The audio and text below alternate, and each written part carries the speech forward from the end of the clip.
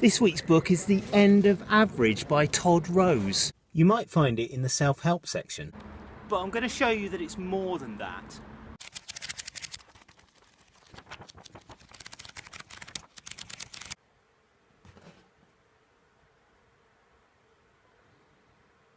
First, a word on structure. This book is fairly typical of a self-help non-fiction book.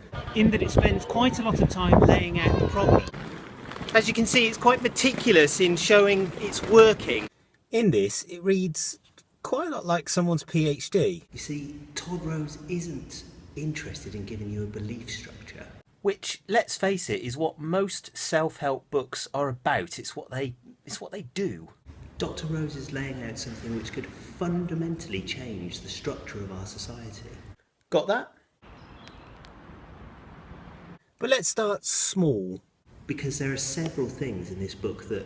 Wait, let's start that sentence again. There are several revelations in this book which might fundamentally change.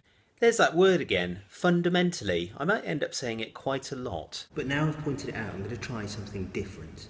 Fundamentally.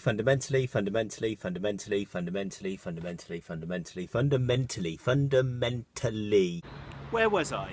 There are several Ah yes, let's start with the Gary plan and then we can move on to Norma. So you see, the education system in the United States was built around one central idea: to prepare people for work in industry. And that's not some lefty Marxist critique of the education system in the US and... I may add the UK and much of what we refer to as the developed world. It's actually how it was designed. Gary, by the way, is a city in the United States in Indiana. Which to UK Englisher ears is quite a comical name for a place. Gary. Sounds like the bloke down, he's a mechanic. He's a nice guy, likes a pint. Still, I mean, how can I talk? I grew up in the UK in a town called Nailsworth.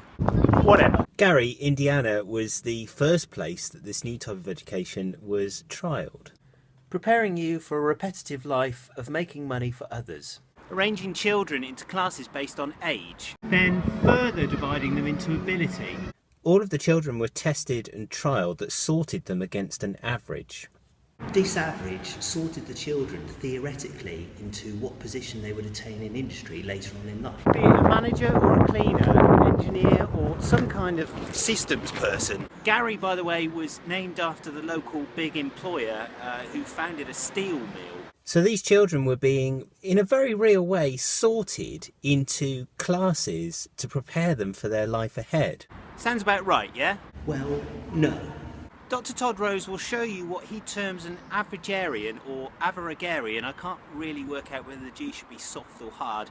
Averagarian or avaragarian. Thinking in our society is basically wrong.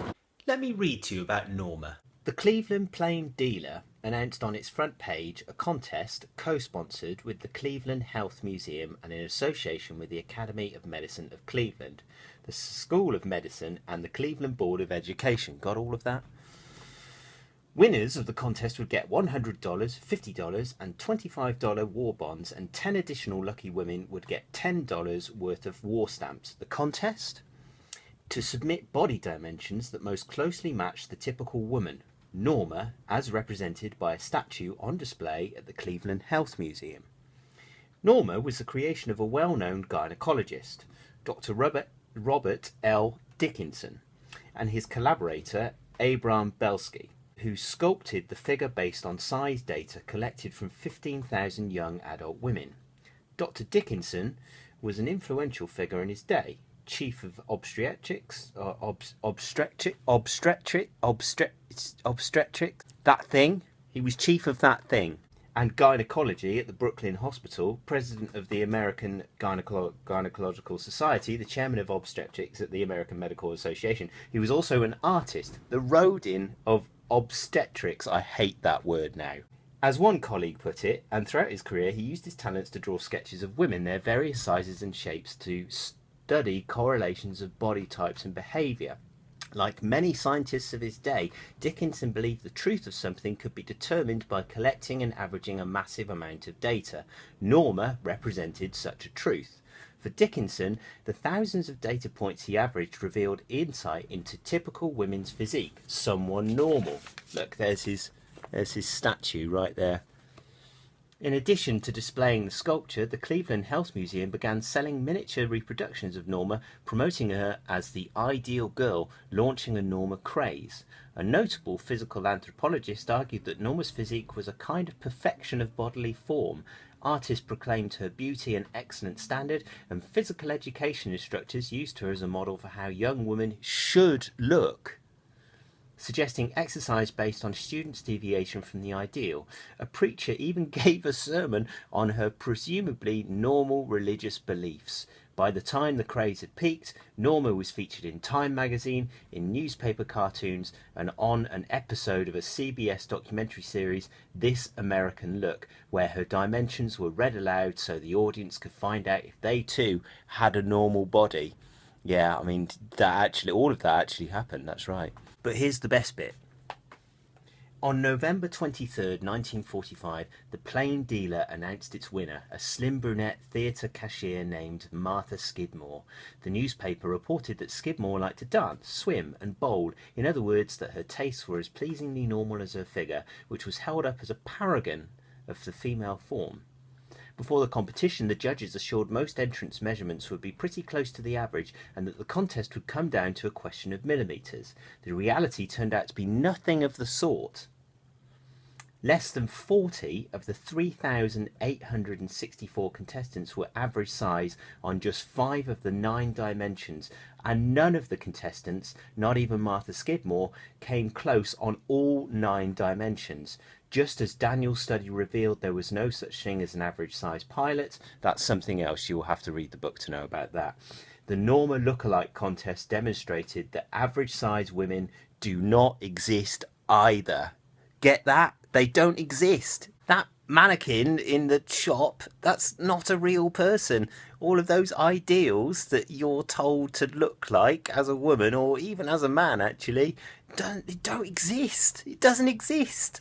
That's this book's central theme, that basically no one is average, and that actually to structure society around this idea is somewhat dangerous. All of this is good stuff, but there are some real clangers in this book. And by that I mean clangers that other people have done, not the author. This what the author is pointing out, that other people have done clangers and we all accept that as reality. I'm going to have to read this sentence because it's quite difficult. For example, did you know that one of the central tenets of statistical analysis when measuring test scores is completely mad? Let's use this non-branded sweets and pour them in a bowl to make the point, yeah?